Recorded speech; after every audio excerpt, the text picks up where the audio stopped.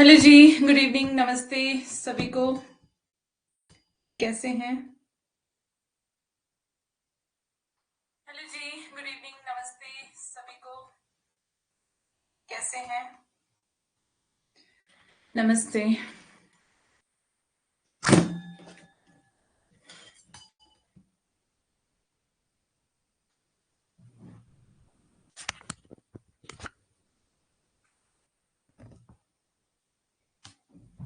नमस्ते।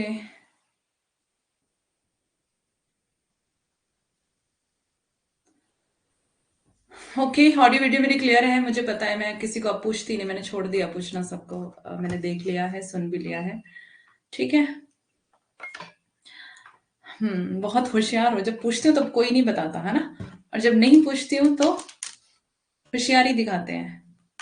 मैं अच्छी हूँ, आप कैसे हैं?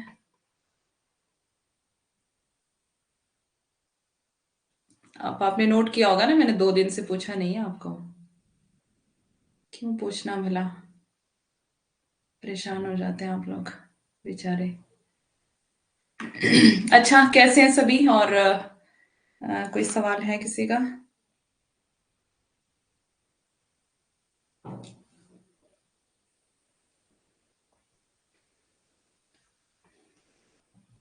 मैम, मैं तो हमेशा बताती हूँ। अच्छा, आप शायद उस दिन क्लास में नहीं थी ना? नहीं, आप क्लास में ही थे, लेकिन आपने सुना नहीं था शायद मेरी बात को। चलो कोई बात नहीं, चलता है। कौन कौन है क्लास में? चेक किया जाए। अंशिका, ममता, एस अंकिता, अंजलि, सुनीता, सरोज, विनोद। अच्छा, और कौन है? अनुसुईया, आरती, नंदू। ओके। किसी का कोई सवाल है तो पूछ सकते हैं। किसी को कुछ पूछना है, कुछ समझ में नहीं आया है? मैं कहीं चली गई थी मैम, आपको बताया था। अच्छा कोई बात नहीं, 2 मिनट के लिए। कोई बात नहीं, चलता है। चिंता नहीं करें।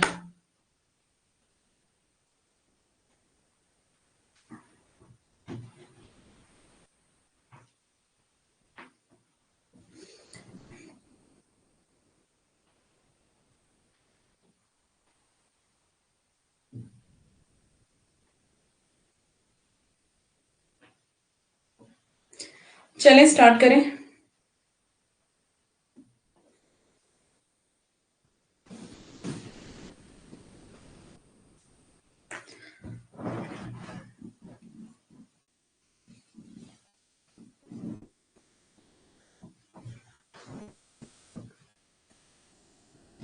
पहले कवर कर लेती हूँ खुद को, ठंड लग जाती है वरना। स्टार्ट करो। किसी का कोई सवाल नहीं है? किसी ने कुछ नहीं पूछना है? मैम जी, नेटवर्क इशू आ जाने के कारण क्लास अटेंड नहीं हो पाती। ओके। अब इसका तो मेरे पास कोई इलाज नहीं है अनुसुईया, है ना? आपके साथ बस हमदर्दी जता सकती हूँ। क्या पढ़ा रहे हो? नेहा। नेहा, कई दिनों बाद क्लास में आए हो आज आप। चिंता तो मैंने छोड़ दी मैम। चिंता करूंगी तो मेरी मेरी चिता बन जाएंगे। अच्छा। ओके। अच्छा, ममता है क्लास में? ममता, आप भी बहुत दिनों बाद आए हो। ठीक हो आप?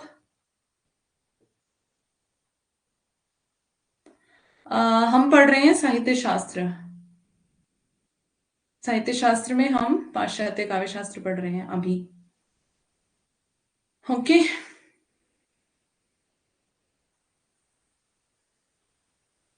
आती है क्लास में कौन? कौन? ममता?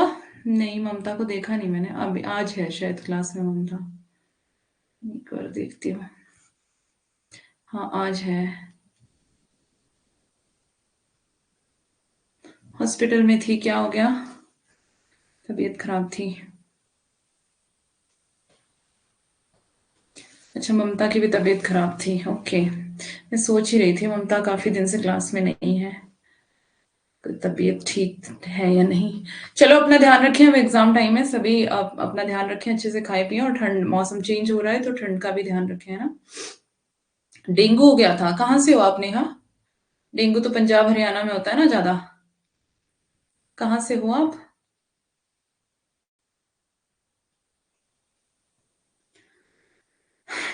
डेंगू में सेल वीक हो जाते हैं ना, वीकनेस भी बहुत आती है। दिल्ली में, अच्छा हाँ वहां पर भी होता है। ओके, सभी बच्चे अपना ध्यान रखें, ठीक है, डेंगू से भी बच के रहें। Now I am continuing class, okay.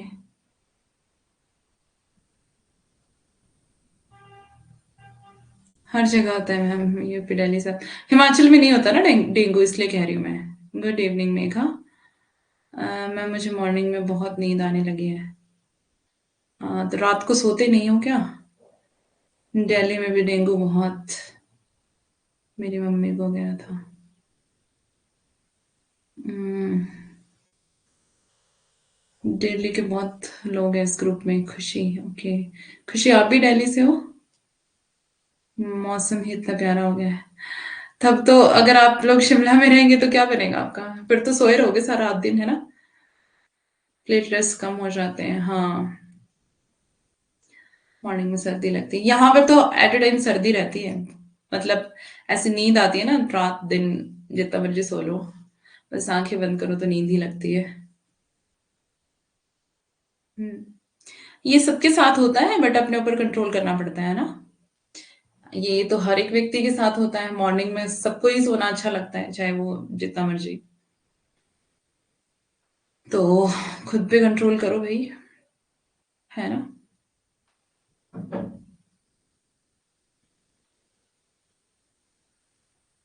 Paper के बाद आऊंगा कहाँ?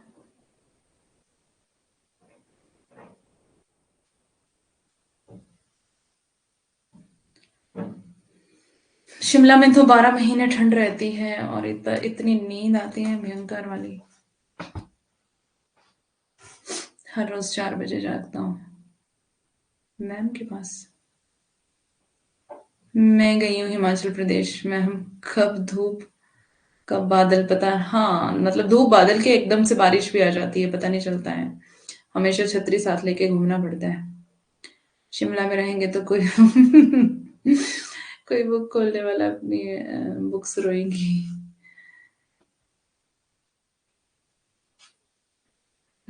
सही बात है, गर्मियों में भी यहाँ ठंड रहती है।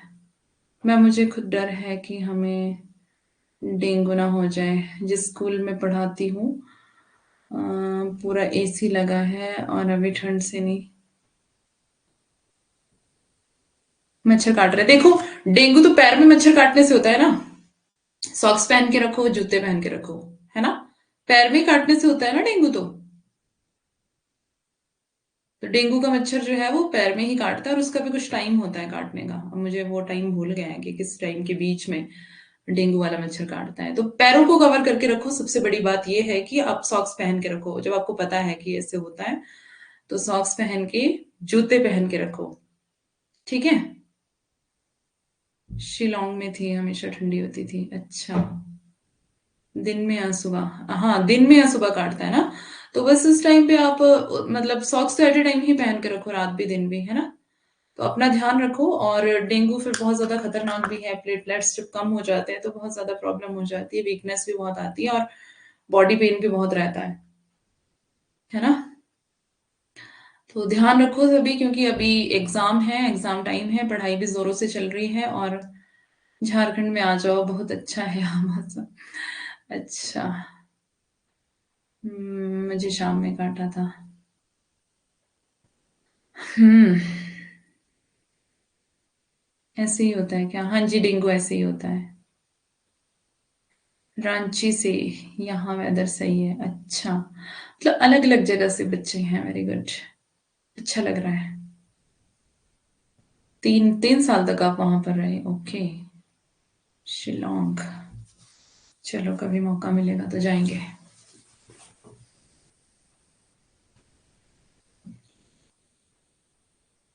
तो अभी एग्जाम टाइम है, स्पेशली अभी ध्यान रखिए अपना, सॉक्स पहन के, जूते पहन के अपना अच्छे से केयर करो। हाँ, तो अब मच्छर काटेगा तो क्या पता नहीं चलेगा? एक तो इस तितली ने मुझे तंग किया, मुझे टेंशन हो रही है कान में ना घुस जाए। यहाँ पे घूम रही है बार बार। एमपी आ जाओ। अच्छा जी। मैं तो मच्छर काटने ही नहीं देती, पैक कर देती हूँ। फिर अब तो खुद ही डर की वजह से मेरे पास हाँ।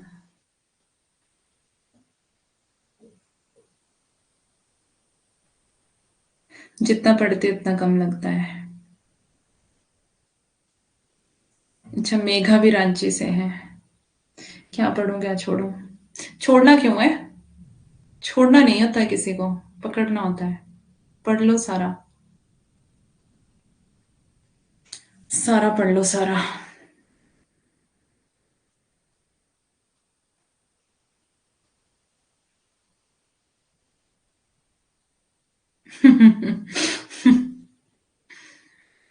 अंजलि। बहुत छोटा होता है। अंजलि इतनी पतली है, मच्छर से भी ज्यादा है ना। मच्छर सोचता है क्या काटना, बेचारी को छोड़ो।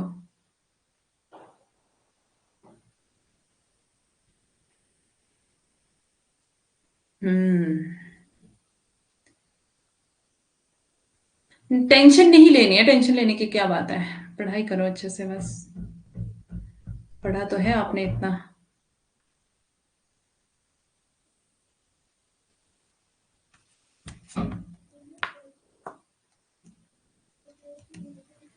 टेंशन लेने से भूल जाऊंगी ऐसा कुछ नहीं होता है, कुछ नहीं भूलते। टेंशन लेने से दिमाग काम नहीं करता बस। क्या पढ़ रहे थे हम? चलो टॉपिक पे आए हम। कुल मिला के बात ये है कि सब अपना ध्यान रखें, मौसम चेंज हो रहा है। और स्पेशली जो गर्म एरिया वाले बच्चे हैं, थोड़ी बहुत तो, हाँ थोड़ी बहुत तो लो, उतनी तो जरूरी भी है ना। गर्म गर्म एरिया वाले जो बच्चे हैं वो ज्यादा ध्यान रखें अपना।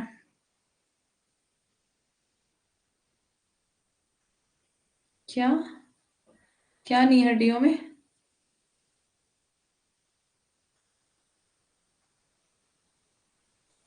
समझी नहीं मैं। अरस्तु को पढ़ लिया था। अनुकरण सिद्धांत समझा दिया था सुबह।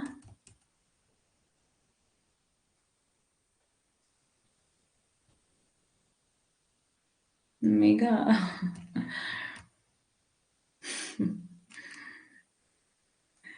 मैं तो किसी भी चीज की टेंशन नहीं लेता। विनोद से सीखो सब। बच्चे तो समझ गए, मुझे भी तो समझाओ, मैं मतलब मैं बच्चा नहीं हूं क्या?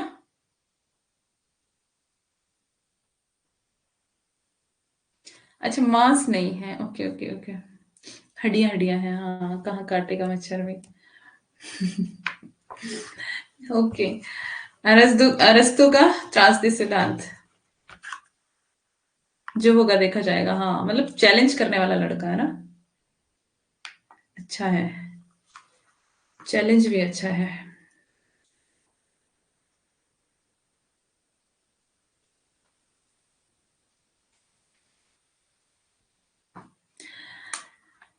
तो जो होगा देखा जाएगा के चक्कर में टेंशन फ्री मत हो जाना, है ना। थोड़ी टेंशन लेनी जरूरी भी है। खाओ पियो मस्त रहो, ऐसे ही सोचते होंगे। हाँ नहीं, खाना पीना मस्त रहना अच्छा है, लेकिन जो ऐसा सोचते हैं ना ज्यादातर, वो टेंशन फ्री रहते हैं फिर। मतलब थोड़ी टेंशन एग्जाम की होनी चाहिए। हो जाएगा तो देख के क्या ही करना। खोपड़ी में सुराख कर दूंगा?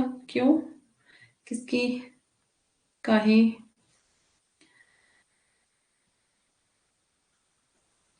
हाँ, इससे अच्छा है कि अभी देख लो। रेसलर है वही आपको, हाँ सही बात है। अरस्तु का त्रासदी सिद्धांत, चलो फोकस यहाँ पर। होगी बातें, यहाँ पे आ जाओ। ओके। आपने अर्जुन के बारे में पढ़ा है ना? अर्जुन ने निशाना लगाया था कहाँ पर? एक तो यहाँ रेज हैंड का ऑप्शन नहीं है, अदरवाइज मुझे अच्छा था ना, मुझे कम बोलना पड़ता था। और यहाँ पे आपको बुला बुला के मैं बुलवा लेती थी सब कुछ।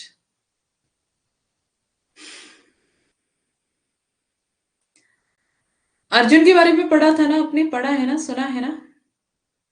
कहाँ निशाना लगाया था अर्जुन ने? मछली?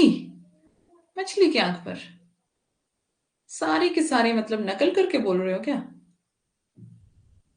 मछली की आंख कहाँ होती है? मछली कहाँ होती है? कहाँ रहती है मछली?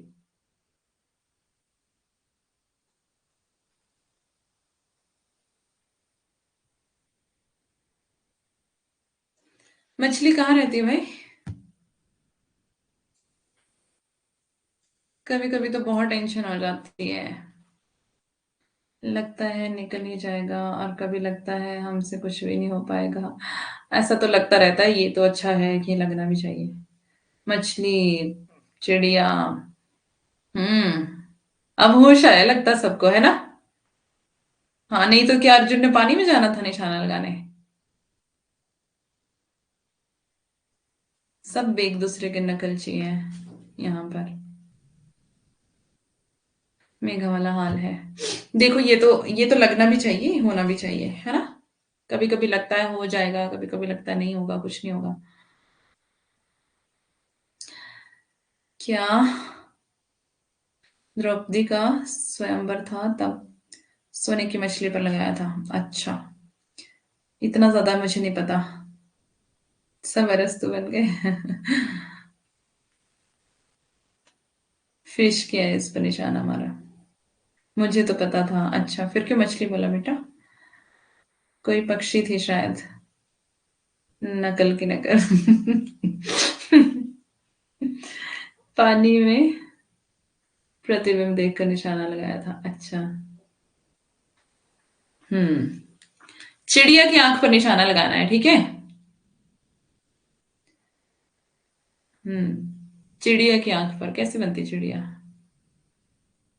अच्छे से बनना। चिड़िया अच्छे से बनना। ये लो, चिड़िया बनाई मैंने। हे प्रभु, चिड़िया ही लग रही है ना, और ना कुछ लगना। ठीक है।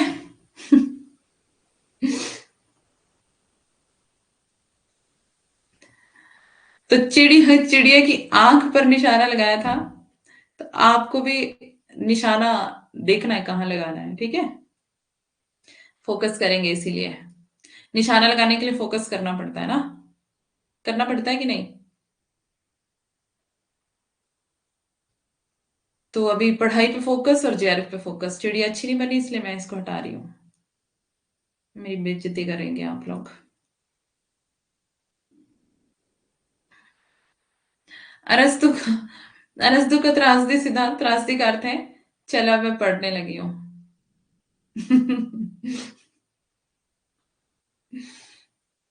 8वीं क्लास में इंग्लिश कोर्स है। अच्छा। कौवा लग रहा है। तो चलो, कौवे की आंख पे लगा लो। कोई बात नहीं, कुछ तो लग रहा था ना। जो भी लग रहा था उसकी आंख पे निशाना लगाना है। आपको क्या करना है? आपको फोकस करना है, बस। मेरा कहने का मतलब यही था। चलो, अभी पढ़ते हैं। मैंने मिटा दिया है अब वो। अब मेरा कोई मजाक नहीं उड़ाएगा। सब कोई बोल रहे थे कि हमें चिड़िया दिख रहा है, और अर्जुन ही बोल रहे थे कि हमें चिड़िया की आंख दिख रही है। सही बात है ना? तो जिसने निशाना लगाना उसको तो वही दिखना चाहिए जहां पर निशाना लगाना है ना? आपको क्या दिखना चाहिए? चिड़िया की आंख पर, नाक पर कभी भी लग जाएगी, बस भगवान की दया से हो जाए। हनी, हर कहीं नहीं लगाना ना निशाना, आंख पर ही लगाना है। हिंदी पर नहीं लगाना, जेआरएफ पर लगाना है। ठीक है? आपका फोकस इस टाइम जेआरएफ होना चाहिए। कुछ कुछ बच्चे तो नेट को लेकर के बैठे होंगे ना, नेट को फोकस कर रहे होंगे। नेट को नहीं करना है फोकस। ठीक है? जेआरएफ को करना है। We want JRF. ठीक है? तो यहां पर फोकस करेंगे, तो उसके लिए पढ़ना पड़ेगा। हम्म। तो कुछ बच्चे तो यही सोच के घबरा जाते हैं ना, इतने बच्चों ने फॉर्म भर दिया है, इतने सारे बच्चे हैं, इतने सारों के साथ कंपटीशन करना है, कुछ तो जंग के मैदान में उतरते ही नहीं है ना। वो पहले ही डर जाते हैं, और कुछ एग्जाम वाले दिन डर जाते हैं कि नहीं नहीं यार, नहीं जाना एग्जाम देने, हमसे नहीं हो पाएगा। यक्ष ने पूछा था ये क्वेश्चन। हिंदी पर लैंग्वेज तभी तो उसी रास्ते में जेआरएफ भी मिलता है। अच्छा, चले। त्रासदी अंग्रेजी में ट्रेजेडी शब्द का हिंदी रूपांतरण है। कितने नंबर में नेट जेआरएफ हो जाता है, इसके लिए आपको हजारों वीडियोस मिल जाएंगी यूट्यूब पर, ठीक है। यहाँ पे टाइम वेस्ट करने से अच्छा है कि आप देख लेना वहां वहां पर। टेलीग्राम टेलीग्राम बोल रही हूँ, सॉरी, यूट्यूब पे मेरी मतलब क्लास में भी मैंने बताया होगा, यूट्यूब क्लास में या फिर ऐप पे कोई क्लास होगी, देख लेना। हाँ, मतलब टारगेट लेके चलो कि आप आपके जो 80-90 क्वेश्चन सही होने चाहिए। 90 क्वेश्चन का टारगेट लेके चलो अपने लिए, चाहे कोई भी कैटेगरी के हो। वैसे जनरल वालों को 90 का टारगेट लेके चलना है। ठीक है। बहुत मुश्किल है? नहीं, कुछ मुश्किल नहीं है। कोशिश करने वालों के लिए कुछ मुश्किल नहीं है, बिल्कुल भी मुश्किल नहीं है। अगर मुश्किल होता तो फिर मैं भी ना कर पाती, है ना। अगर मैंने किया है तो इसका मतलब मुश्किल नहीं है। दोनों पेपर में, हाँ, दोनों पेपर में। फर्स्ट 35+। हम्म। मतलब ठीक है, 90 क्वेश्चंस का टारगेट लेके चलो। 90, 95, 100 तक हो जाए तो और भी अच्छी बात है, बट 90 क्वेश्चंस लेके चलो कि आपके ठीक होने चाहिए, है ना। तो हिंदी आपकी ज्यादा 100+ का है, वेरी गुड। मतलब मैम, मतलब क्या? मतलब ये कि अगर आपके हाँ, मतलब चलो, अगर 100 भी मान के चलते हैं हम, 100 क्वेश्चन आपके हैं, हो जाते हैं सही, तो जेआरएफ करने से आपको कोई नहीं रोक सकता, ठीक है। 100 क्वेश्चन का भी अगर आप टारगेट लेके चलते हैं, कोई नहीं रोक सकता आपको। 99 वाले भी बैठे होते हैं, ऐसा कुछ नहीं होता है भाई, इतना भी टफ नहीं होता है, चिंता मत करो। इतना भी मुश्किल नहीं है। 100 क्वेश्चन अगर आपके सही हैं, मतलब, तो आपका जेआरएफ होगा ही होगा, 100% होगा, है ना। तो डरे नहीं, प्रैक्टिस करें, प्रैक्टिस में अपने आप को देखिए कहां पर आप स्टैंड करते हैं। पीवाईक्यूज एमसीक्यूज लगाओ ज्यादा ज्यादा। इस बार 85 में जेआरएफ हो गया था। हाँ, तो मैं वही बोल रही हूँ ना, 100 लेके चलोगे तो इसके अंदर अंदर ही जेआरएफ हो जाएगा आपका, ठीक है। चलो अभी हम पढ़ाई करते हैं ना, इस पे टाइम वेस्ट नहीं करते हैं। 100 क्वेश्चन का टारगेट सारे बच्चे लेकर के चलेंगे, चाहे वो किसी भी कैटेगरी के हों, ठीक है, जनरल से लेकर के एससी ओबीसी जो भी है, ठीक है। तो 100 क्वेश्चन सभी टारगेट लेके चले, और आप देखेंगे, है ना। फर्स्ट पेपर जिनका वीक है, तो सेकंड पेपर स्ट्रांग होना चाहिए, और सेकंड पेपर तो सबका ही स्ट्रांग होना चाहिए। फर्स्ट पेपर आपका जैसा भी है, फर्स्ट पेपर में आपके 9, 10, 12 क्वेश्चन भी सही हो जाते, कोई दिक्कत नहीं है। लेकिन सेकंड पेपर में आपको ज्यादा सही होने चाहिए, सेकंड पेपर पे आपकी पकड़ अच्छी होनी चाहिए, ठीक है। तो अच्छे से पढ़ाई करो, अभी 1 महीना है, अभी कुछ बिगड़ा नहीं है, ठीक है। त्रासदी अंग्रेजी में क्या कहते हैं? ट्रेजेडी। इसका आशय है दुखांतक या दुखपूर्ण रचना, अर्थात जिस रचना का अंत दुखपूर्ण हो। अरस्तु ने पेरिपोइटिकेस यानी कि पोइटिक्स पोइटिक्स के 6 से 19वें अध्याय में त्रासदी के विस्तार से विवेचना की है। हमने सुबह भी देखा था। विशेषतः 11वें अध्याय में इन्होंने किसकी विवेचना की है? ट्रेजेडी की। कौन सा ग्रंथ है इनका? पोइटिक्स, ठीक है। पेरिपोइटिकेस भी कहते हैं इसको, और पोइटिक्स इसका नाम है इंग्लिश में। और 11वें अध्याय में ट्रेजेडी का विस्तार से वर्णन किया हुआ है, और 6 से 19 के बीच में इसका वर्णन है, थोड़ा थोड़ा मिलता है। त्रासदी की परिभाषाएं देखते हैं। अरस्तु के अनुसार त्रासदी गंभीर स्वतःपूर्ण रचना है जिसका एक निश्चित आयाम होता है। यह दुखपूर्ण कार्य व्यापार है जिसका मूल लक्ष्य दूषित विचारों का शमन है। तो क्या बता रहे हैं यहाँ पर कि दुखपूर्ण कार्य व्यवहार जिसका मूल लक्ष्य क्या होता है? दूषित विचारों का शमन करना, दूषित विचारों को खत्म करना। एटकिंस के अनुसार वह दुखांतक रचना जिसमें उद्वेगपूर्ण घटनाओं से विचारों का परिमार्जन किया जाता है, वह त्रासदी कहलाती है। ठीक है। अरस्तु के अनुसार त्रासदी के निम्नलिखित 3 उद्देश्य हैं। क्या क्या? भाव्यंतर चित्रण, यानी कि घटना और नायक दोनों भव्य होने चाहिए। दूसरा, विचारों का शुद्धिकरण, सकारात्मक विचारों का शुद्धिकरण हो जिसमें, मतलब अच्छे विचारों का शुद्धिकरण, ना कि बुरे विचारों का। दूषित विचारों का उत्तेजना के माध्यम से दूषित विचारों को, अच्छा, दूषित विचारों को उत्तेजना के माध्यम से शांत करना।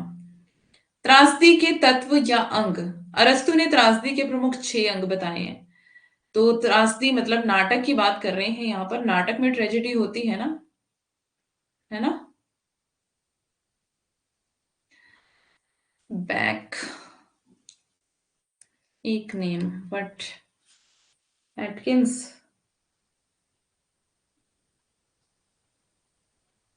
चलो आगे देख ले होगा एक नेम तो आपने, आगे चलो।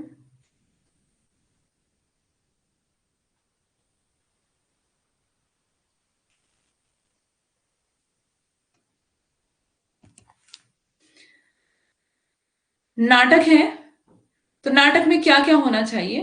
कथानक, यहाँ ट्रेजेडी वाले नाटक की बात कर रहे हैं, ठीक है, जिसमें भव्य नायक हो और भव्य घटना भी हो, सकारात्मक विचारों का शुद्धिकरण हो और दूषित विचारों को उत्तेजना के माध्यम से शांत किया गया हो। कथानक होना चाहिए, चरित्र चित्रण होना चाहिए, पद रचना होनी चाहिए, विचार तत्व होना चाहिए, संगीत और दृश्य विधान होना चाहिए। कथानक या कथा वस्तु, अब इनको एक एक करके हम देखते हैं क्या है। कथानक या कथा वस्तु, इसको प्लॉट कहते हैं। अरस्तु ने कथानक या घटनाओं को सर्वोपरि और ट्रेजेडी को आत्मा कहा है। ट्रेजेडी को क्या कहा इन्होंने? आत्मा, और घटनाओं को क्या कहा? सर्वोपरि। अरस्तु ने कथानक का भेद 2 आधार पर किया है, एक तो विषय के आधार पर, दूसरा रचना के आधार पर। पहला जो है विषय के आधार पर कथानक, इसके 3 आधार माने हैं। क्या क्या? दंत कथा मूलक, जो सुनी सुनाई बात पर आधारित हो, है ना।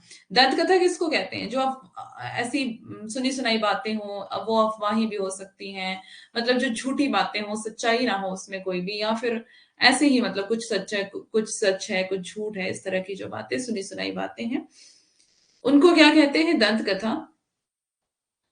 और कल्पना मूलक, कवि रचनाकार की कल्पना पर आधारित हो तो उसे कल्पना मूलक कहा जाता है। तो वो बातें जो कल्पना पर आधारित है, जिसकी कल्पना कौन करता है? कवि करता है, या फिर रचनाकार करता है, या फिर नाटककार करता है, या फिर साहित्यकार करता है, तो वो कल्पना पर आधारित हो, है ना। तो उसे क्या कहते हैं? कल्पना मूलक। उसके बाद इतिहास मूलक, इतिहास की जो सत्य घटना है उस पर आधारित, ऐसे नहीं कि कोई झूठी घटना है, सत्य घटनाओं पर आधारित हो। दूसरी बात है, रचना के आधार पर कथानक के 2 आधार माने गए हैं, एक तो सरल, एक ही घटना हो जिसमें इजी वे में, है ना, सरलता से। अरस्तु ने सरल नाटक को महत्व दिया है। अरस्तु ने, ध्यान रखेंगे कि सरल नाटक को महत्व दिया है। जो जटिल है, एक से अधिक घटनाएं होती हैं उसमें, है ना। तो जिसमें एक ही घटना हुआ आसानी से समझ में आ जाता है, और जो जटिल है उसमें बहुत सारी घटनाएं हैं, एक के बाद एक, मतलब ऐसे साथ साथ चलती जा रही है घटनाएं। एक घटना एक तरफ चल रही है, दूसरी घटना दूसरी तरफ चल रही है, तीसरी घटना तीसरी तरफ चल रही है। तो इस तरह से क्या है? जटिल है वो प्रक्रिया। जटिल कथानक के 3 अंग माने गए हैं। कितने? 3 अंग। क्या क्या है इसमें? महान त्रुटि, स्थिति विपर्ययन और अभिज्ञान। महान त्रुटि में क्या है?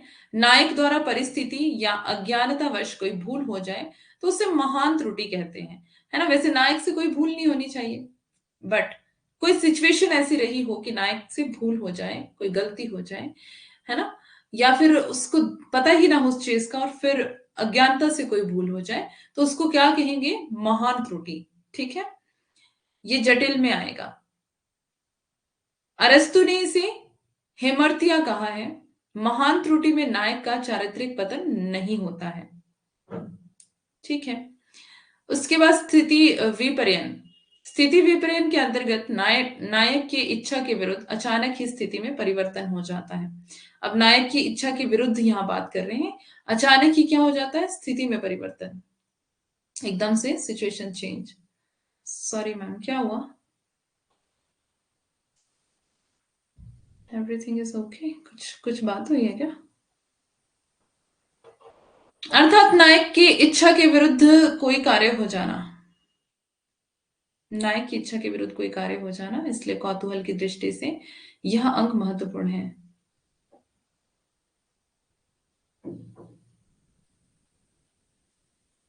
यूनिट 2 बुक से पढ़ने लगा? कौन सी बुक से? क्या हुआ है, मतलब मैं समझी नहीं। मतलब अभी पढ़ रहे हो क्या क्लास में?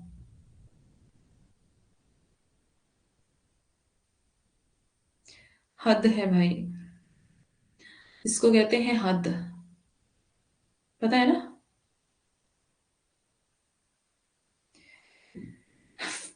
बताया था फोकस करना चिड़िया की आंख पर, है ना? तो आपने यूनिट 2 पे फोकस शुरू कर दिया।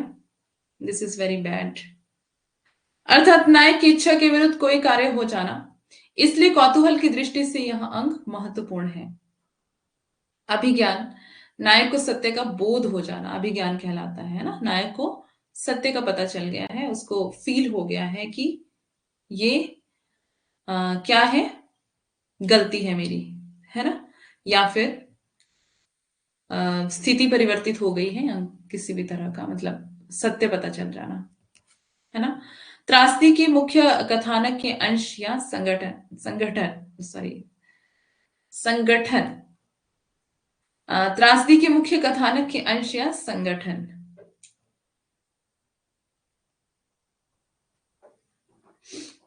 क्या कहूं, कुछ कहूं तो बोलेंगे कहती है ना? कुछ बोले तो फिर मुझे बदनाम किया जाता है।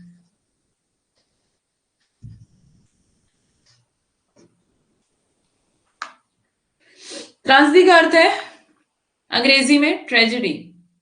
इसका आशय है दुखांतक या दुखपूर्ण रचना, अर्थात जिस रचना का अंत दुखपूर्ण हो। ये मैंने आपको कल भी बताया था कि अगर अगर नायक मर जाए, नायिका मर जाए लास्ट में, और कोई दुख भरी बात हो जाए उसमें, तो उसको दुखांतक कहते हैं। ठीक है, ट्रेजेडी उसी को कहते हैं। बोलते हैं ना, ट्रेजेडी हो गई बहुत बड़ी, मेरे साथ ट्रेजेडी हो गई, है ना? उसके साथ बहुत बड़ी ट्रेजेडी हो गई, तो मतलब क्या हो गया, कुछ दुख भरी बात आ गई है ना? नुकसान क्यों होगा, अभी और अच्छे से समझ में आ जाएगा सबको, इसमें नुकसान की क्या बात है, रिवीजन हो जाएगा। अरस्तु ने पेरिपोइटिक्स या फिर पोइटिक्स यहाँ पे बताया था मैंने आपको, 6 से 19वें तक के अध्याय में त्रासदी का विचार विस्तार से विवेचन किया है। विशेषतः 11वें अध्याय में ट्रेजेडी के बारे में बताया गया है। त्रासदी की परिभाषाएं देखते हैं। अरस्तु के अनुसार त्रासदी गंभीर स्वतःपूर्ण रचना है जिसका एक निश्चित आयाम होता है। ठीक है, यह दुखपूर्ण कार्य व्यापार है जिसका मूल लक्ष्य दूषित विचारों का शमन करना है। उसके बाद एटकिंस के अनुसार वह दुखांतक रचना जिसमें उद्वेगपूर्ण घटनाओं से विचारों का परिमार्जन किया जाता है, वह त्रासदी कहलाती है। अरस्तु के अनुसार त्रासदी के निम्नलिखित 3 उद्देश्य हैं, यहाँ पे मैंने बताया आपको।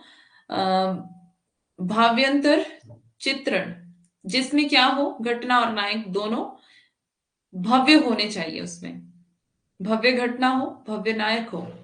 विचारों का शुद्धिकरण, सकारात्मक विचारों का शुद्धिकरण हो उसमें, यहाँ पे मैंने बताया नकारात्मक विचार ना हो, सकारात्मक विचार हो, और विचारों का शुद्धिकरण होता रहे।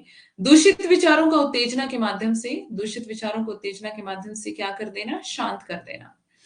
त्रासदी के तत्व या अंग कौन कौन से हैं? अरस्तु के अनुसार त्रासदी के अरस्तु ने कितने अंग बताए हैं? 6 अंग। आपको याद रखना है कि 6 अंग बताए हैं नाटक में त्रासदी के। उसमें क्या क्या है? कथानक होना चाहिए, और चरित्र चित्रण होना चाहिए, पद रचना होनी चाहिए, विचार तत्व होने चाहिए, संगीत और दृश्य विधान होना चाहिए। अब है कथानक और या कथा वस्तु, जिसको प्लॉट कहते हैं। अरस्तु ने कथानक या घटनाओं को सर्वोपरि और ट्रेजेडी को आत्मा माना है। तो इन्होंने ट्रेजेडी को आत्मा कहा है। अरस्तु ने कथानक का भेद दो आधार पर किया है, एक तो विषय के आधार पर, दूसरा रचना के आधार पर। कथानक इसमें पहला पॉइंट है ना, कथानक होना चाहिए। विषय के आधार पर मतलब कथानक के भी दो भेद बता रहे हैं, कथानक होना चाहिए, कथानक में दो भेद बता रहे हैं, विषय के आधार पर और रचना के आधार पर। तो पहला है विषय के आधार पर। कथानक के तीन आधार माने जाते हैं, वो कौन कौन से हैं? दंत कथा मूलक, कल्पना मूलक और इतिहास मूलक। दंत कथा में मैंने बताया आपको कि जो सुनी सुनाई बात पर आधारित हो उसको दंत कथा कहते हैं, ठीक है।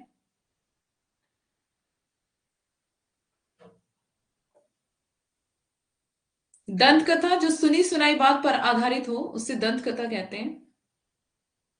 पद रचना भी आगे आ जाएगा, सारे पॉइंट्स हम एक एक करके देख रहे हैं ना, ठीक है।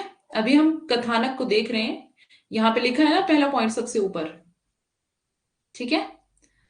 कथानक अभी एक एक करके छह के छह पॉइंट्स आएंगे, है ना। दंत कथा मूलक जो सुनी सुनाई बात पर आधारित हो, दंत कथा उसको कहते हैं। कल्पना कवि, रचनाकार, साहित्यकार की कल्पना पर आधारित हो उसे कल्पना मूलक कहा जाता है। इतिहास मूलक इतिहास के जो सत्य घटनाओं पर आधारित हो उसको इतिहास मूलक कहेंगे। दूसरी बात है यहां पर रचना के आधार पर। तो रचना के आधार पर क्या है? कथानक के दो आधार माने गए हैं रचना के आधार पर। कौन कौन से? सरल, एक तो सरल, दूसरा जटिल। तो सरल में क्या है कि एक ही घटना होती है, नाटक है लेकिन उसमें एक ही घटना है और वो आसानी से पाठक को या फिर दर्शक को समझ में आ रही है क्योंकि एक ही घटना है ना। तो अरस्तु ने सरल नाटक को महत्व दिया है, ना कि जटिल को। ये आपको ध्यान रखना है कि अरस्तु ने सरल नाटक को महत्व दिया है। उसके बाद दूसरी बात है जटिल। जटिल एक से अधिक घटनाएं हो जिसमें, जैसे कि एक ही समय में एक से ज्यादा घटनाएं, दो घटनाएं, तीन घटनाएं, चार घटनाएं एक साथ चल रही हैं, है ना। कैसे ऐसी होता है ना नाटकों में, इधर एक नायक है ना, और उधर खलनायक है, फिर कोई लड़की है ना, कोई लड़की को किडनैप कर लिया है, दूसरी तरफ घर में शादी हो रही है, तीसरी तरफ घर में क्या हो रहा है, जन्मदिन मनाया जा रहा है। ऐसे अलग अलग तरह की घटनाएं, है ना, आप देखते हैं। तो एक ही साथ वो घटनाएं चल रही हैं, है ना। जटिल, वो जटिल प्रक्रिया कौन सी है जिसमें ज्यादा घटनाएं हो, एक से ज्यादा घटनाएं हो, ठीक है। तो इसके जटिल, सरल जो है इसका कोई अंग नहीं माना है, लेकिन जटिल के तीन अंग माने गए हैं। उसमें क्या क्या है? एक तो महान त्रुटि है, और दूसरा है स्थिति विपर्ययन, और तीसरा है अभिज्ञान, ठीक है। महान त्रुटि में देखते हैं क्या है। नायक द्वारा परिस्थिति या अज्ञानतावश कोई भूल हो जाए तो उसे महान त्रुटि कहते हैं। नायक है और कोई सिचुएशन ऐसी आ गई है जिसमें कि नायक से गलती हो गई, या फिर नायक को कोई ज्ञान नहीं है उस बात का, अज्ञानतावश उसने कुछ गलती कर दी है ना, तो भूल हो गई है उससे, तो क्या हो गया? महान त्रुटि, क्योंकि नायक ने ही गलती कर दी है, नायक से ही त्रुटि हो गई है, तो उसको महान त्रुटि कहेंगे। अरस्तु ने इससे हेमर्तिया कहा है। महान त्रुटि को अरस्तु ने क्या कहा? हेमर्तिया। महान त्रुटि में नायक का चारित्रिक पतन नहीं होता है। स्थिति विपर्ययन, स्थिति विपर्ययन के अंतर्गत नायक की इच्छा के विरुद्ध, मतलब स्थिति मतलब विपरीत स्थिति हो, है ना, तो नायक की इच्छा के विरुद्ध वो विपरीत स्थिति हो या फिर स्थिति परिवर्तित हो जाती हो, अर्थात नायक की इच्छा के विरुद्ध कोई कार्य हो गया, जो नायक नहीं चाहता था वो हो गया, ठीक है।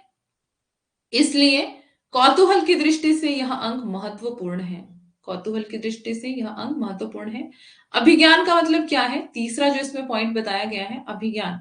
जो जटिल कथानक के तीन अंग है उसमें तीसरा पॉइंट क्या है? अभिज्ञान। नाटक को सत्य का, सॉरी, नायक को सत्य का बोध हो जाना, अभिज्ञान हो जाना, है ना, ज्ञान हो गया उसको, सत्य का बोध हो गया है कि कहां पर मैंने त्रुटि की है, कहाँ पर मेरी गलती है, कैसे परिस्थिति चेंज हुई है, तो उसको सत्य का बोध हो गया है ना। या फिर किसी ने आकर के संदेशा दे दिया कि आपकी पीठ के पीछे ये हो रहा है और सत्य तो कुछ और है ना। तो इस तरह से अभिज्ञान की सत्य का बोध हो गया है नायक को। अब बता रहे हैं त्रासदी के मुख्य कथानक के अंश या संगठन। अरस्तु ने कथानक के मुख्य 4 अंश या संगठन माने हैं: प्रस्तावना, उपाख्यान, उपसंहार और वृंदगान। अरस्तु ने कथानक के मुख्य 4 अंश या संगठन माने हैं: प्रस्तावना, उपाख्यान, उपसंहार और वृंदगान। प्रस्तावना में देखते हैं क्या है। यह त्रासदी का आरंभिक भाग है। गायकों के पूर्वगान के पहले प्रस्तुत किए जाने वाले उस संपूर्ण अंश को अरस्तु ने प्रस्तावना कहा है।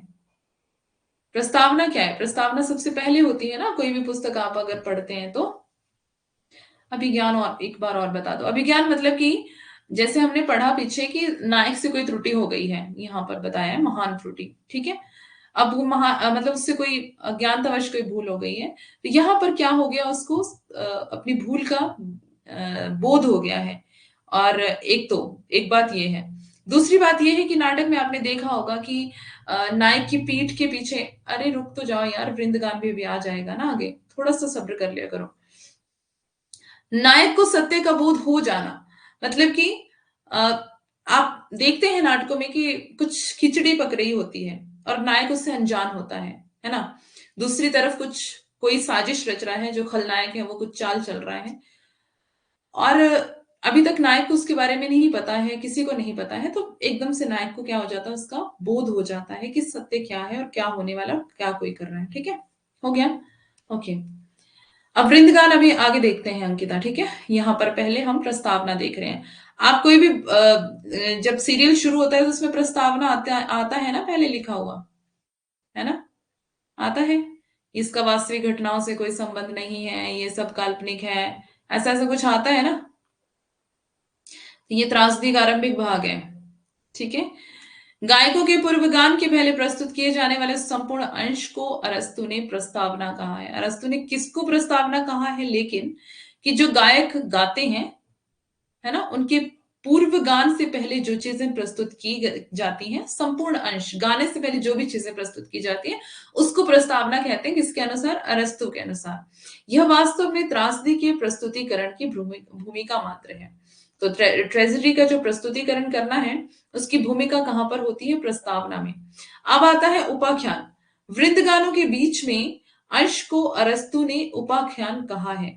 यह कथानक का पूर्ण भाग होता है। क्या?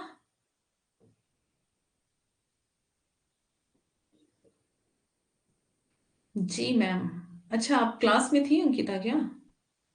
जी मैम ही बोला आकर के सीधा। हम्म। उस चैप्टर में क्या होता है, उसको गाना, ये कह रहे हो? अच्छा, और कोई फरमाइश? यहाँ पे हेलो फरमाइश प्रोग्राम चल रहा है क्या? हम्म। नहीं है, यहाँ हेलो फरमाइश का कोई प्रोग्राम नहीं है यहाँ। ओके, यहाँ पे कोई रेडियो एफएम नहीं चल रहा भाई। ट्यूशन लेना होता है तो साथ साथ पे ट्यूशन चल रही होती है। सॉरी मैम, आप वृंदगान पढ़ा, स्लाइड वही थी। ओके ओके, कोई बात नहीं अंकिता, आप इतना सीरियस क्यों हो जाते हो भाई?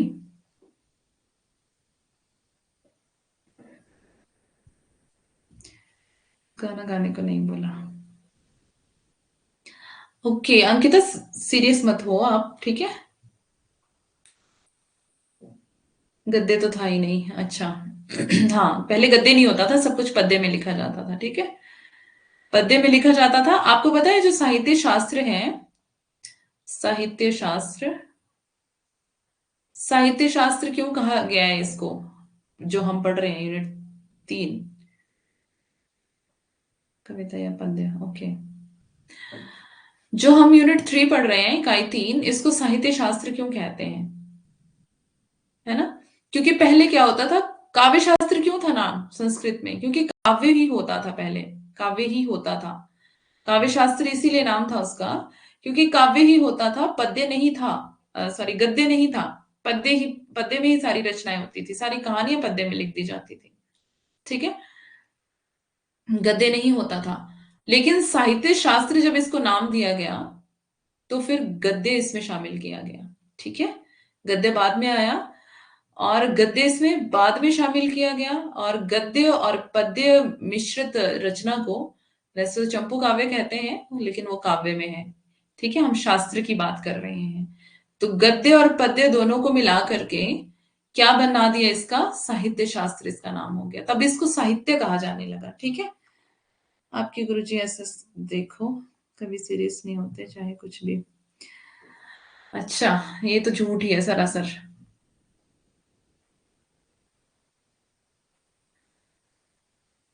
तो पहले पद्य ही होता था, इसीलिए काव्य शास्त्र इसका नाम था, लेकिन गद्य और पद्य दोनों को मिला करके गद्य और पद्य दोनों को मिला करके साहित्य शास्त्र यानी कि साहित्य हो गया ना। ठीक है, इसलिए इसका नाम साहित्य शास्त्र पड़ गया।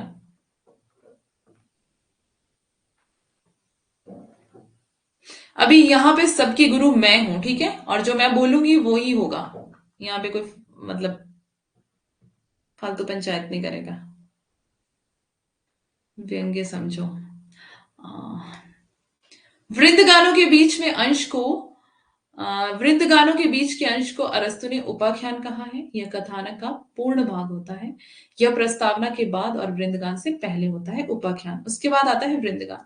वृंदगान अनेक गायकों के द्वारा नृत्य के साथ सामूहिक रूप से गाया जाता है। अंकिता अंकिता कुशवाहा। वृंदगान अनेक गायकों के द्वारा नृत्य के साथ सामूहिक रूप से गाया जाता है, मतलब नाचते भी हैं, गाते भी हैं, लेकिन समूह में। ठीक है, अनेक गायक होते हैं और अनेक ही नर्तक भी होते हैं।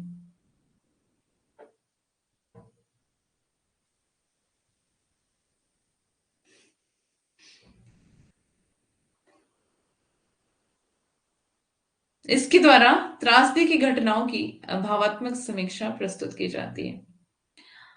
आग लगाते हैं और घी डालते हैं, मैंने एग्जाम्पल दिया था एक दिन। किस चीज का एग्जाम्पल दिया था बताओ? आपकी बातों में फंसा देते हैं आपको। इसके द्वारा त्रासदी की घटनाओं की भावात्मक समीक्षा प्रस्तुत की जाती है। अंकिता को समझ आ गया? वृंदगान, वृंदगान के दो भाग होते हैं। पूर्वगान, यह विचारों को उत्तेजित करने के लिए होता है। मैं सीरियस नहीं हूं, मैं ट्रेयर केस में होती हूँ सीरियस तो। ओके। हम्म। उत्तरगान, ये पूर्वगान है, फिर उत्तरगान। पूर्वगान पहले गान, पहले वाला, उत्तरगान बाद वाला। यह विचारों को उत्तेजित करने के लिए होता है। तो फिर क्या करूं अब मैं, छूट गया तो? क्लास में रहो ना। क्लास छोड़ के क्यों जाते, कॉल आ जाती है क्या? ऐसे फिर से तो मैं यही करती रह जाऊंगी, है ना? कॉल अटेंड करने चल जाते हो क्या? कहाँ से कराना है दोबारा? उपाख्यान, वृंदगानों के बीच के अंश को अरस्तु ने उपाख्यान कहा है। यह कथानक का पूर्ण भाग होता है। यह प्रस्तावना के बाद और वृंदगान से पहले होता है।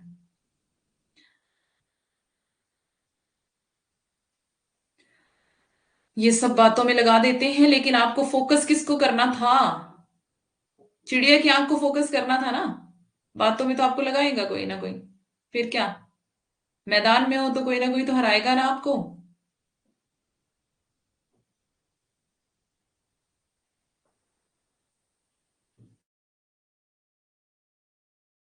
जब जन्म में होता है, मैदान में होता है, तो वहां पर फोकस करना पड़ता है, नहीं तो कोई भी तीर चला सकता है। ठीक है, अगर आप उन तीरों से मतलब विचलित हो जाते हैं तो फिर क्या है वो, सुरमा नहीं विचलित होते। कैसे है वो पंक्तियां, कर्ण वाली है ना। आज ध्यान से पढ़ रहा है लड़का पहली बार तो जिंदगी में। वृंदगानों के बीच के अंश को अरस्तु ने उपाख्यान कहा है। यह कथानक का पूर्ण भाग होता है। प्रस्तावना के बाद वृंदगान से पहले होता है। वृंदगान मैंने बताया, वृंदगान अनेक गायकों के द्वारा नृत्य के साथ सामूहिक रूप से गाया जाता है। इसके द्वारा त्रासदी की घटनाओं को भावात्मक समीक्षा प्रस्तुत की जाती है। वृंदगान के दो भाग हैं, पूर्वगान और उत्तरगान। ठीक है, वृंदगान के दो भाग होते हैं, पूर्वगान और उत्तरगान। जो पूर्वगान है वो विचारों को उत्तेजित करने के लिए गाया जाता है, और जो उत्तरगान है वो दूषित विचारों का शमन करने के लिए होता है। उपसंहार, इसमें सत्य का उद्घाटन हो जाता है। अब है कथानक के गुण। कथानक को ही हम अभी पढ़ रहे हैं, जो फर्स्ट जो इसका अरस्तु ने त्रासदी के 6 अंग माने हैं ना, तो पहला कथानक ही था। तो कथानक को ही हम पढ़ रहे हैं डिटेल में। कथानक के गुणों पे हम अभी चर्चा करेंगे। ठीक है, ये हम गुणों को देख रहे हैं यहाँ पर। तो अरस्तु ने कथानक के 6 गुण बताए हैं। सुरमा नहीं विचलित होते, शब्द एक नहीं धीरज होते। हाँ, सही बात। तो तीर तो बजते रहते हैं, मतलब तीरों से अवेयर होना है ना, कि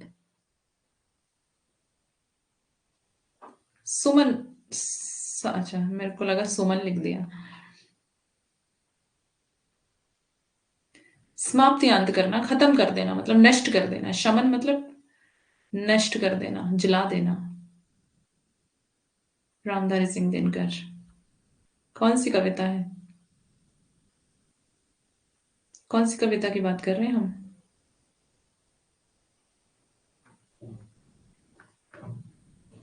सत्य की राह बताने को, सबको को मार्ग पर ले जाने को, क्या है वो? बहुत अच्छी कविता है ये, बहुत बड़ी है लेकिन पूरी स्टोरी इस कविता में है। अरस्तु ने कथानक के 6 गुण बताए हैं। एकान्वितता, यानी कि कार्य में एकता हो, संभाव्यता, घटना हो जिसमें, कुतूहलपूर्ण जो रोचक हो, आकस्मिक आकस्मिकता ये जो अचानक से हो जाए, पूर्णता जो कहानी कहानी को पूर्णता प्रदान करे।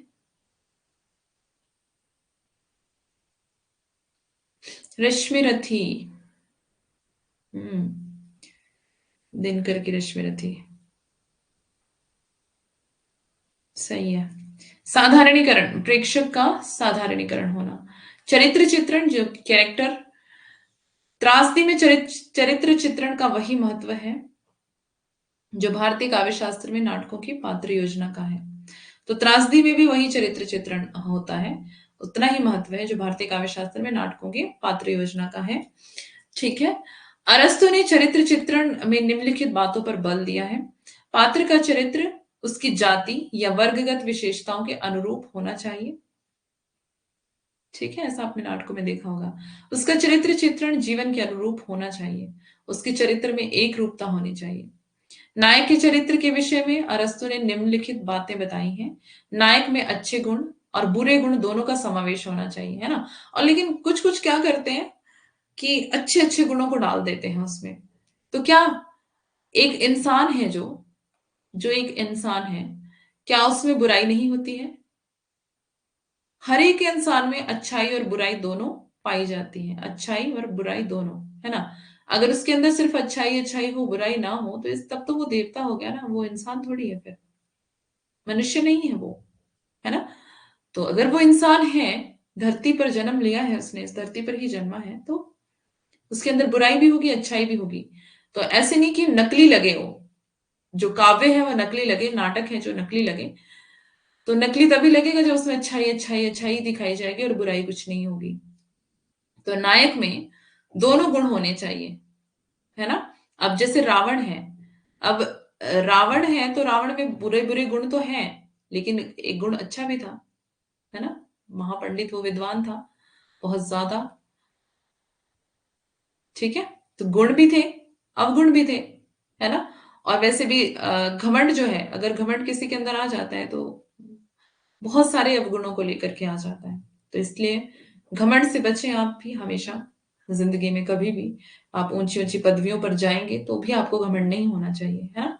क्योंकि घमंड जो है, घमंड के कारण इंसान को बहुत नीचे जाना पड़ता है, नीचे, है ना। अगर घमंड ना हो तो वो सबसे ऊंचे पर रहेगा, लेकिन अगर घमंड आ गया तो वो सबसे नीचे चला जाएगा। नायक में अच्छे और बुरे बुरे गुण दोनों होने चाहिए, दोनों का समावेश होना चाहिए।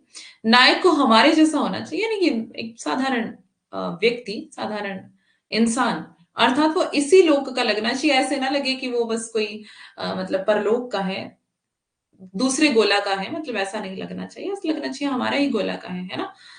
रावण से बड़ा तो शिव भक्त नहीं था कोई, अच्छा, ऐसा क्या।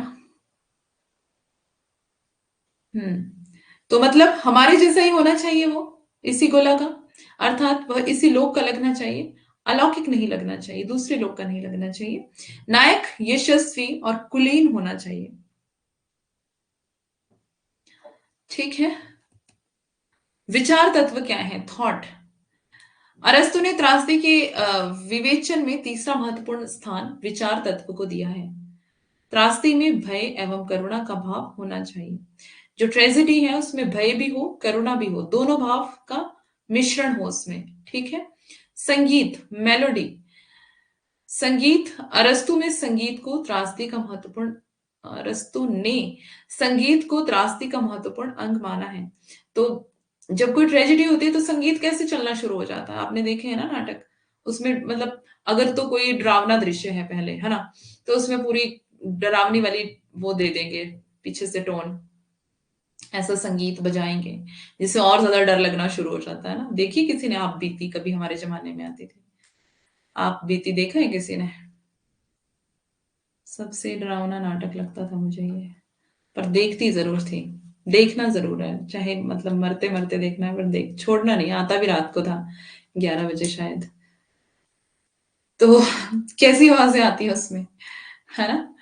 तो मतलब आवाज भी इस तरह की, संगीत भी इस तरह का हो, हाँ भूत का संगीत भी इस तरह का हो कि मतलब खो जाए इंसान उसमें।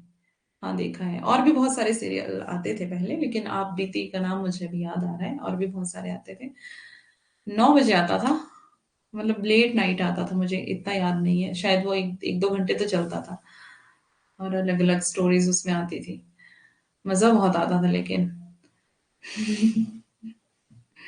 हनुमान लड़की देखना जरूर है, हनुमान चालीसा पढ़ते पढ़ते, हाँ, भूत कहीं इधर ही ना आ जाए। मैं तो अपनी दीदी को बोलती थी मेरे साथ देखना, प्लीज मेरे साथ देख लो ना, मुझे देखना है। वो बोलती थी मुझे नींद आ रही है, मैं बोलती थी प्लीज मेरे साथ देख लो, मतलब मुझे अकेले नहीं देखना, डर लग रहा है। तो मैं उसको भी जगा के रखती थी मुश्किल से। अरस्तु ने संगीत को त्रासदी का महत्वपूर्ण अंग माना। अब देखो कोई दुख, मतलब दुख वाला नाटक है, तो उसमें भी क्या होता है, उसमें भी संगीत ऐसे होता है। अच्छा मैंने कभी नहीं देखा, आप देख लेना यूट्यूब पर बहुत कुछ मिल जाता है। तो जब कोई दुख वाला हो नाटक, तो उसमें दुख वाली ही टोन पीछे से आती है, गाना संगीत ऐसा होता है, तो फिर मतलब कि ऐसा लगे कि इंसान उसमें डूब जाए, खो जाए, है ना। तो इस तरह का संगीत होना चाहिए। तो संगीत को महत्वपूर्ण अंग माना है इन्होंने, किसने, अरस्तु ने। ठीक है। त्रासदी में प्रयुक्त संगीत उन्माद और शांत दोनों हो सकता है।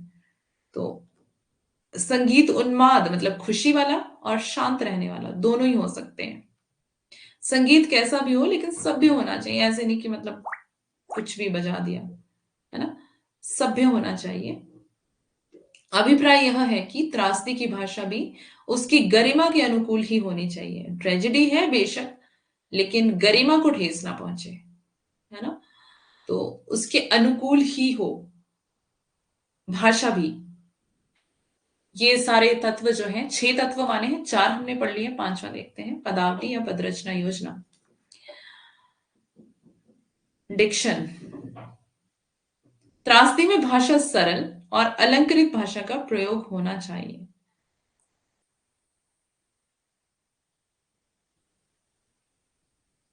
त्रासदी में भाषा सरल और अलंकृत भाषा का प्रयोग होना चाहिए। भाषा में लय का सामंजस्य और संगीत का समावेश हो। भाषा सरल होनी चाहिए कि मतलब दर्शकों को आराम से समझ में आ जाए, लेकिन थोड़ा लय वाली भाषा, कुछ सामंजस्य ऐसा हो, संगीत भी हो, लय भी हो, अलंकृत भी हो।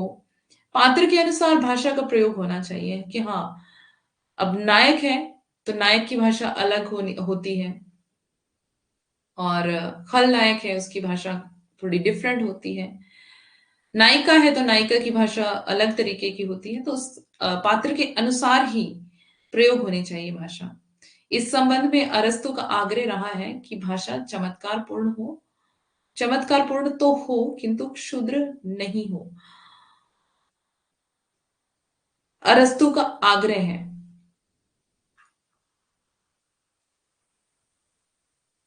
दृश्य विधान, दृश्य विधान में दृश्य विधान से आशय रंगमंचीय साज सज्जा से है। अरस्तु ने इसका संबंध कलाकार की अपेक्षा शिल्पकार से माना है। आपका टाइम हो गया, किसी ने कहा नहीं जाने के लिए, क्या बात है? आज क्लास नहीं है क्या?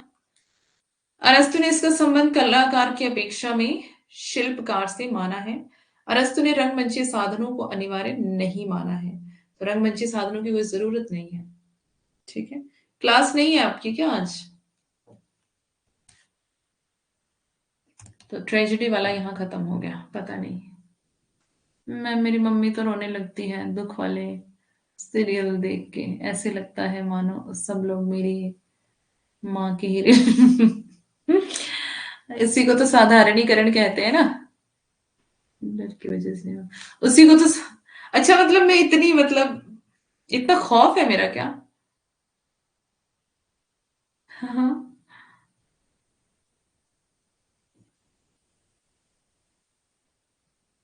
इतना खौफ है मेरा कि डर की वजह से ये नहीं बोला कि हमारी क्लास है।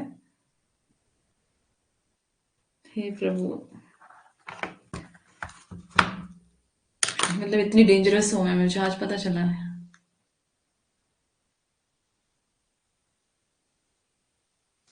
क्या बात है।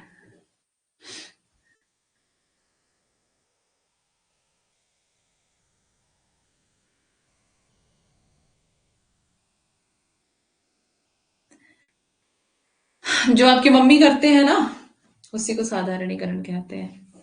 ठीक है, अच्छा, बहुत ज्यादा शुक्र है, आपको भी मेरा खौफ है। कोई तो है जो मुझसे डरते हैं। हाँ यार, मैं भी तो वही सोच रही हूँ, मैं विलियन हूँ क्या? हाँ, मैं तो कांपने लगता हूँ, झूठ कितना, मतलब।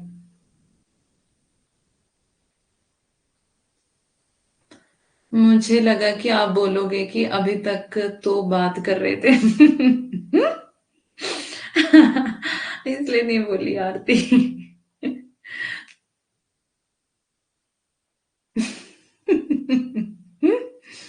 आलतू जलालतू कर लो ना आप भी, कोई नहीं आएगा निकट। है ना, अंकिता वाला मंत्र अपना लो, नुस्खा। ठीक है।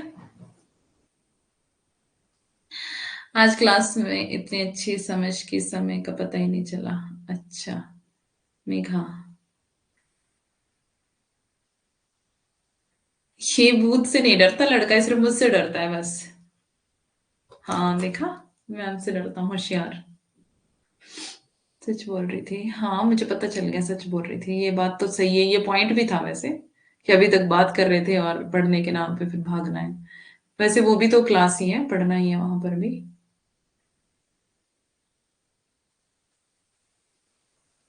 सुबह की क्लास में मिलते हैं। पीछे का रिवाइज करके आना सारा, फिर पीछे वाला कुछ पूछ लूंगी आपको, है ना। ट्रिक्स करवाई थी ना थोड़ी पीछे, तो उनके बारे में भी थोड़ा सा मैं, कि आपको याद है कुछ या नहीं, थोड़ा चेक कर लूंगी ना। भूत के साथ बैठ के खाना खा सकता है, पर ये मेरे साथ बैठ के खाना नहीं खा सकता, लड़का इतना डरता है मुझसे। Thank you ma'am. मैं गलत नहीं बोलती। ओके आरती, नहीं भेजूंगी मैं पीडीएफ। डरते हो या मैम को डराते हो बड़ा?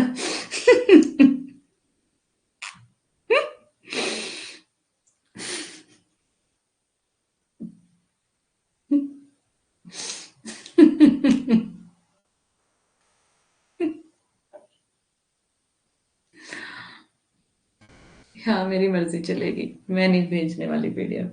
यूनिट खत्म हो जाएंगे फिर भेजूंगी।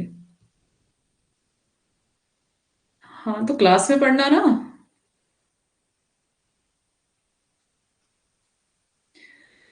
चलो जाओ सभी क्लास में। किसकी क्लास है वैसे आज?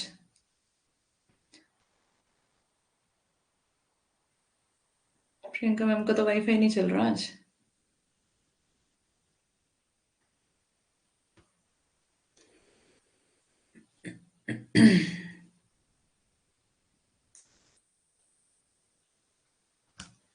चलो ठीक है, सुबह की क्लास में मिलते हैं। Thank you so much. Okay Shweta, welcome, bye bye. ठीक है सबको, गुड नाइट। क्या मेरा भाला चलता है कहाँ? भाला लिखा है ना? अच्छा भला।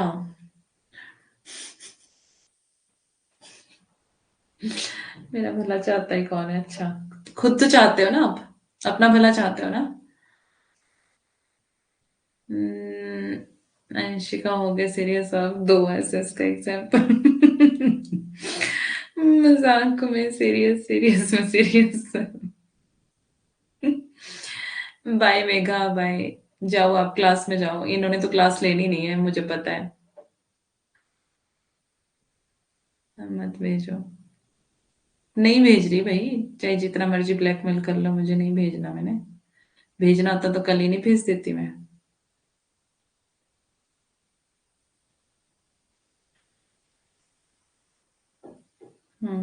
भाई खुद को चिंता होनी चाहिए अपनी, और कोई किसी की चिंता नहीं करता है। ठीक है, खुद को है ना अपनी चिंता।